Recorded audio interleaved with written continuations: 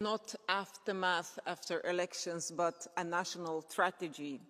On 29th of October, President Samia Suluhu Hassan crowned herself with a victory of 97% of the votes after silencing the very people who challenged her. And when citizens rose up, especially the young, they were met with bullets, brutality, and a blockade on truth. Hundreds killed, hundreds injured, hundreds arrested, entire country living in fear. Let us say his name clearly. Tundu Lissu, the opposition leader charged with treason, locked away simply because he exercised his democratic right to run for elections. And his imprisonment is a broader assault on democracy in Tanzania that is taking away all the promises to the Tanzanian people of their freedom. And to the Tanzanian people, we have heard you. We are on your side. This House has chosen to stand by you. Thank you. A teraz poprosím paní kolegyňu Vieira. Thank you. Madam Vieira has the floor. Dear Chair, dear colleagues, months ago I stood here calling on the authorities of Tanzania to release all political prisoners, and today that call is more urgent than ever. Tanzania is showing a deeply troubling pattern of repression and abuse.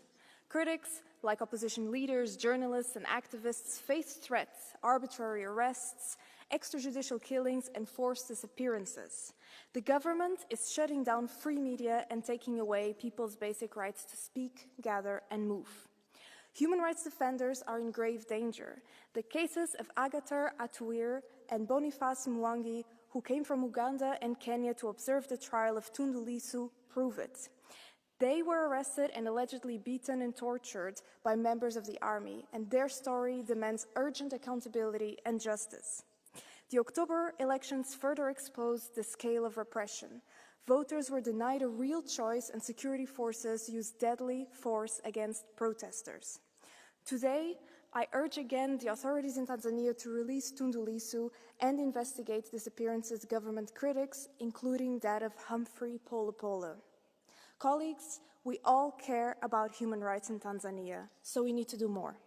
Beyond raising these issues at the highest level, the EU must also establish long-term support for human rights defenders and journalists, and ensure that our systems allow those most at risk to relocate and find legal pathways for asylum. Our actions, not only our words, must match the needs of the people of Tanzania. Thank you very much. Ďakujem. A teraz poprosím kolegu. Thank you. Next speaker is Mr. McAllister. Mr. President, dear colleagues, what happened before, during and after the elections in Tanzania was regrettably no surprise. This was not an irregularity, but the systematic destruction of democratic competition. These elections were marred by state-sponsored political repression, targeted abductions and manipulation. The outcome was decided well before the 29th of October.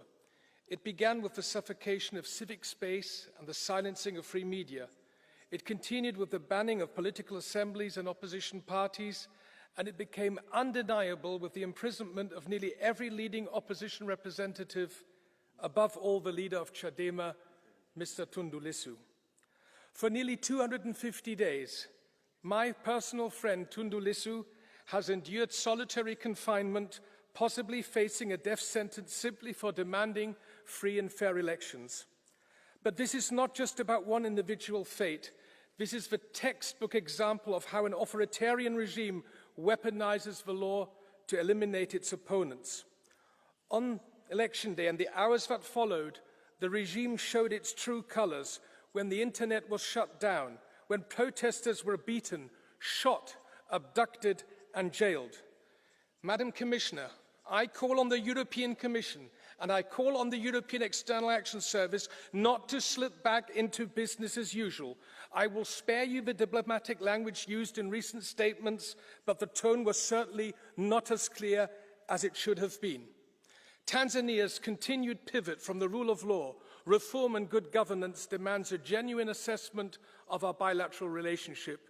Colleagues, if we truly stand for democracy and human rights, we cannot stop at words. Let us use every tool at our disposal to hold those in power accountable. Tomorrow, this House will send an unmistakable message. All EU funds channeled through state-controlled entities must be frozen immediately. The European Union must not use its fund to subsidize oppression. The time to act is now. All political prisoners must be released immediately and with no conditions. Urgently required is an independent and credible investigation into all killings, abductions and enforced disappearances.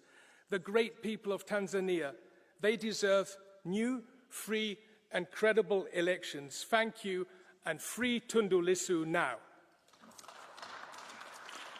Ďakujem pekne a nakoľko Madame de la Pisa. Thank you very much. Madame de la Pisa Carrion is not here, and so Mr. Urchin has the floor. President, colleagues, what we are witnessing in Tanzania is not just the erosion of democracy. It's a systemic assault on the rights of citizens to speak, to protest, and to choose their representatives. The elections were neither free nor fair. Tanzanians took the streets peacefully. However, government responded with bullets and reportedly killed hundreds of civilians.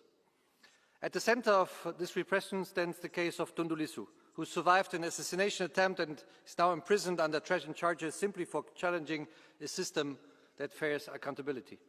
He's held in degrading and life-threatening conditions without proper access to legal counsel or medical care. We demand that he must be released immediately and unconditionally, along with all other detained for exercising basic political freedoms. And we call for strong and coordinated EU measures, including the suspension of direct financial support to the Tanzanian authorities. But beyond condemning, we must push for inclusive political dialogue, credible reforms and a genuine return to democratic governance where citizens' rights and freedoms are at the heart of the process. Only then Tanzania can be a good partner for the European Union. Thank you. Ďakujem a teraz poprosím kolegu. Thank you very much.